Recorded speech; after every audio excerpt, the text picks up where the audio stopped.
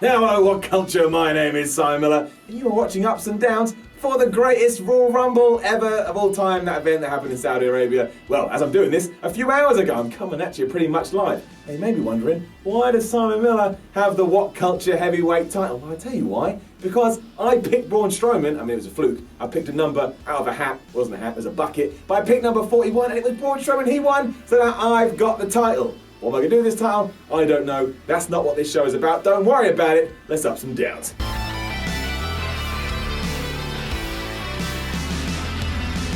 Now, before we begin, I will say this. While I did enjoy the Greatest Royal Rumble, I think it's fair to say it was a little bit like a glorified house show. Maybe, just maybe, WWE pimped it up a little bit too much, but of course they're going to do that. It's their show. They're not going to go like, you can watch this if you want. It's up to you. We don't care. Of course they care. They got loads of money for this. But anyway, that aside, we did start with Triple H versus John Cena, and that is a pretty big match to kick off any show, and I'll be honest with you, it's going to get it up, but it's only going to get it up because it was John Cena versus Triple H, and I kind of just enjoyed seeing two legends go at it. However, I do understand some of the criticism. Some people have said this was like a big, boring, two big dudes having a lumbering match, and it was, but what else did you think they were going to do? They're not going to put themselves on the line here. John Cena's off to make movies, Triple H has done his WrestleMania stuff, so he's just going to vanish off the face of the planet. They're not going to risk anything. And imagine you lived in Saudi Arabia. Maybe you've never seen a wrestling match, you're excited about all these cultural changes, and the first two people, like I've said, are the game and the man who can't be seen. And I think that's a decent open to any pay-per-view, and it got me excited. I was happy, and there was a lot of pyrotechnics. And let me tell you this, I love pyrotechnics. That means fireworks. And kind of surprisingly, John Cena wanted to hit Triple H with a few AAs, and that was that. And I was like, I thought Triple H would have gone over, or maybe they would have done some kind of schmoz finish. But then I realised later on in the show, they can't do too many schmoz finishes because we've got a bunch of schmoz finishes planned. Can't say that word. After a while, they're going to be getting it down as well. But we'll get to that. But yeah, like I say, Triple H versus John Cena. Sorry, gets it up. And then weirdly, the next bout was Kalisto versus Cedric Alexander for the 205 Live title, cruiserweight belt, whatever you want to call it. And look, while I liked the match and while I enjoyed it, it's going to get it down. Now, the only reason for that is simply because of this. This should have gone on first. I know I'm being a bit critical because I think it was amazing that two legends came on first, but you should have the flippy shit at the start of the show, and then you move into everything else because the crowd was a little bit dead because they're like, hey man, I just saw John Cena and Triple H, and now you're willing out the 205 Live guys, and we all know how WWE feels about the 205 Live guys. With that said, yeah, it was a decent match. Cedric Alexander's really good, Kalisto's really good, they flipped around, they did all their stuff, and Cedric Alexander won after he nailed Kalisto with the lumbar check, and there was some crazy flips over the ropes too, one of which where I thought Cedric Alexander was going to die. As I say these words, he's still alive. That's good. Following up from this, we had the vacant Raw Tag Team titles on the line, and it was The Bar, who's now on SmackDown, so you already know who's going to win, going against Woken Matt Hardy and Bray Wyatt. Woken Matt Hardy and Bray Wyatt won. However, that gets it up. I really like this team, and I genuinely think it's completely rejuvenated Bray Wyatt. I hated him like 6 weeks ago, and they did that stuff at WrestleMania. They put him Woken Matt Hardy, and like that, I was like, I like Bray Wyatt again. Now, don't get me wrong, the finish to this match was really weird. Like, Bray Wyatt held one of the members of The Bar, can't remember Sheamus Cesaro, I don't care, but he held him up like he was a wheelbarrow, and then Matt Hardy just hit the twist of fate. At least go down to your knees or your front or something, Bray Wyatt. This looked like you were really bored. If you get bored, have a guess what happens? I get bored too. I don't like being bored. But this has spiced up the Raw Tag Team title scene, and I'm happy about that, and I'm excited to see what the first feud is going to be. And I don't know about you, but I would like to see the Authors of Pain put onto that role. Maybe a bit too soon, but hey, there's no time like the present.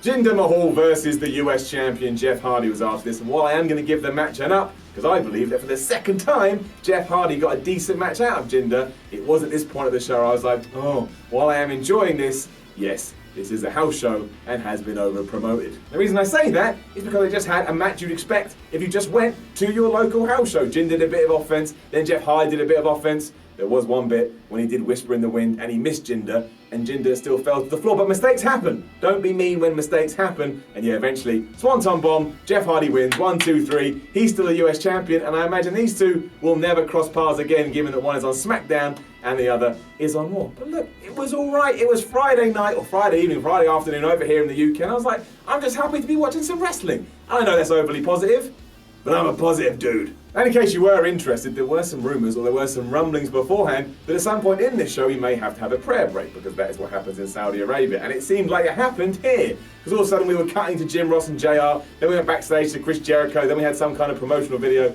about Saudi Arabia. So that kind of maybe took away the momentum a little bit, but hey, if you're going to respect someone's culture, I guess this was an alright way to do it. It kind of felt like maybe, just maybe, Jinder Mahal versus Jeff Hardy was cut a little bit short, but again, what are you going to do? It's a 5-hour show, I think we had enough wrestling. The SmackDown Tag Team titles were next, and yeah, this one was a little bit flat. I mean, it was the Bludgeon Brothers versus the Usos. Again, a great match, and this is the most we've ever seen the Bludgeon Brothers sell, but this one is when you were like, okay, we're not going to be doing much here. We're kind of just going through the motions. So, I'm going to do something weird here. The match itself is going to get an up. I enjoyed it. However, the event as itself is going to get another down, because I really do think it's only fair to say, in case you're watching this going, Simon, he's too positive. I get it. It was pitched as like a bigger event than WrestleMania 34, but it really wasn't. However, I will flip that on its head, because straight up following this, we had the Intercontinental title match, the ladder match between Seth Rollins, Finn Balor, Samoa Joe, and The Miz. I thought this was great action, plus it was safe. I always like it when wrestlers are safe. In and up. They mostly just used the ladder to push each other off of it, but the finish was really good. Finn Balor was about to reach for the belt, and then nowhere, Seth Rollins springboarded off the ropes onto the ladder, and he snatched that title away at the last second. We never see that in ladder matches. Usually what happens is two guys at the top, and they're throwing fists and forearms, then one falls. Here, it was like a wow, that came from nowhere. I'd like to see more of this. It was inventive, it was original. Tell you, it got me all pumped and ready. I was like, way, Seth Rollins won. Also, Seth Rollins is a really good Intercontinental champion. I can just feel it in my gut. We then found out which of the trainees from the WWE trials had been selected, and it was 4 dudes, not gonna lie. I can't remember their names. And then from nowhere, the Davari Brothers came out. And you remember Davari? He used to manage Muhammad Hassan, then he had a run in TNA. Well, maybe he's back, maybe it's a cameo, I don't know. And they literally arrived just to get beaten up by the trainees. I got no problem with this, really. I'm happy for the trainees. However, I'm feeling like an asshole is getting it down. What a dick I am. And then things picked up because AJ Styles versus Shinsuke Nakamura for the WWE World Heavyweight title. You know what? This was better than their Mania match. This was really damn decent in its own right. It's getting it up. The main reason I liked it is because now that Nakamura has gone heel, we have defined roles, and because we have defined roles, we can tell a better story. I know that Styles is the good guy, I know that Shinsuke is the bad guy, and that means they can work like that in the ring, and that plays to each of their strengths. Great back and forth action here as both men prove they're among the best in the world. And I will say that maybe the finish wasn't great. I mean, it was okay, I guess, but it wasn't ideal. Basically, AJ Styles and Nakamura fought to the outside, and then it turned out it was a double countout because AJ was so mad that Nakamura kept hitting him in the balls, which he'd done again during this match, because, you know, Shinsuke Nakamura just loves AJ Styles' testicles, that he wanted to beat him up, threw him into the barricade, and the ref had already got to 10. So we had a double countout in a championship match, which means AJ Styles retains, and I think they've already announced that they're going to have a rematch at Backlash. That kind of ties into the whole, oh wait, this may have been a pay-per-view on paper, but it wasn't actually an important show. It wasn't canon. It certainly wasn't canon. And then, WWE surprised me. I was all ready to give the casket match between The Undertaker and Rusev a down. Can you believe it? Rusev got more offense in than John Cena did in his Mania match at WrestleMania 34. Didn't need to say Mania twice there, but I did. My show, do whatever I want. A bit mean, take it back. However, it's getting enough. I was so worried that Rusev was going to get buried here, both figuratively and literally, that I timed Undertaker's entrance, and thankfully, the match did last longer than that. And yeah, Rusev got his stuff, and at one point, he had The Undertaker in the accolade. The Undertaker was like, oh no, we're going to pass out. I mean, he didn't, obviously, he's The Undertaker. And eventually, he not only threw Rusev into the casket, but he chucked Aiden English in there as well, but I don't think Rusev came off badly here at all. If anything, he had a decent back and forth match with The Undertaker, the Phenom. The guy's been around for 722 years. That to me is amazing, especially this kind of scenario where they could have jobbed him out, they didn't, so yeah. That's why it's getting up. Now please, WWE, just fix this going forward. Push Rusev. Undertaker clearly likes him. He sold for him here. I like him. Everybody likes him. Happy Rusev Day. And once again, this momentum continued because, yeah, it was another rematch. It was Brock Lesnar versus Roman Reigns for the Universal title. And this one was better than Mania 34 as well. It's getting it up. The cage really added to the action, especially at one point when Roman Reigns took Brock Lesnar's head and he was smashing it into all the sides. I mean, I'm going to throw it down out there because we saw so many spears and we saw so many Superman punches and we saw so many F5s. The idea of signature and finisher moves were thrown out the window. But this was a good, hard-hitting match. Like I say, much better than Mania 34. And I genuinely didn't know who was going to win. And at different points, I was like, oh, Roman's won, and he kicked out. So I know Lesnar's won, and he's kicked out. And then we got to the finish. Now again, I get it. You don't want any of this to be too important or to tie into Raw or SmackDown, but once again we've had Roman Reigns lose. Now he lost because he speared Brock Lesnar and they crashed out of the cage, and because technically Lesnar hit first, that means he won. But that is a ludicrous way to retain the championship. It doesn't help Lesnar and doesn't help Reigns either. Why couldn't we have just put Reigns over here? If that's the plan, just put him over. I don't care if they're in Italy, Sri Lanka, Saudi Arabia, Australia, the UK, America. If you want to give Roman Reigns the belt, please, for the love of everything, give him the belt. However, I did enjoy this, although I have no idea where we're going now, because the Backlash is Roman Reigns versus Samoa Joe. So what does Lesnar do?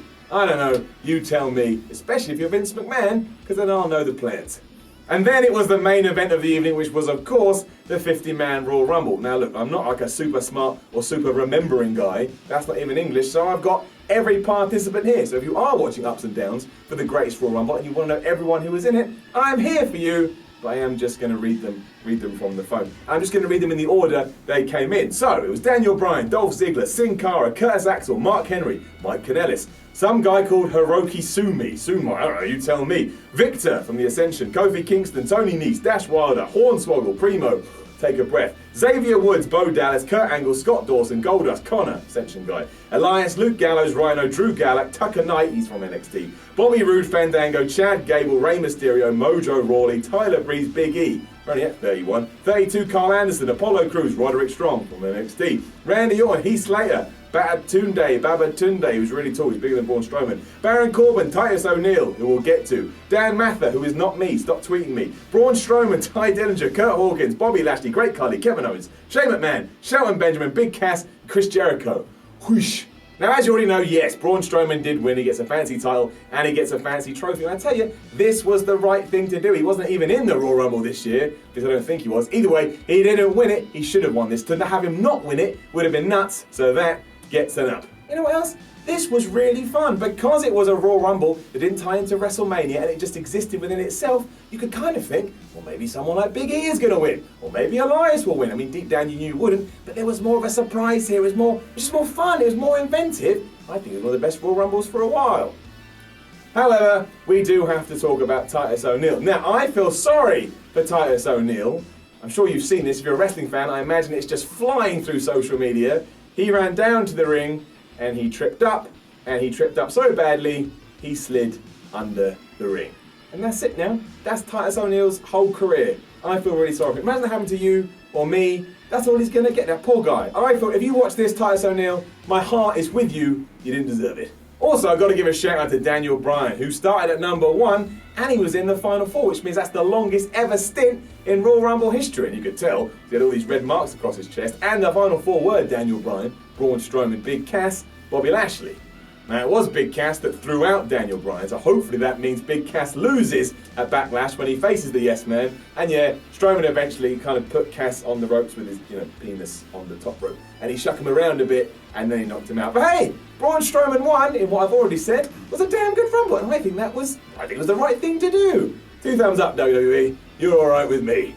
And that was that. That was the greatest ever Royal Rumble. Yes, we can now look at it and go, man, we should not have bought into that hype. Because like I say, it was just an over-the-top house show. But isn't it nice to have something special on a Friday when it comes to WWE? I think so. I had a good time. Good stuff, Braun Strowman. You won me that title. Who knows what I'm going to do with it now? If nothing else, hey, I feel great. So there's that.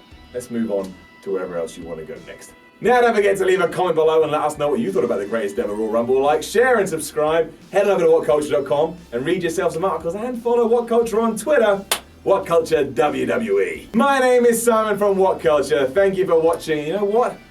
I'll see you again soon. So, thanks for watching. Please feel free to click on any of these things around my head, or something terrible might happen to the dog. Too sweet me, bro.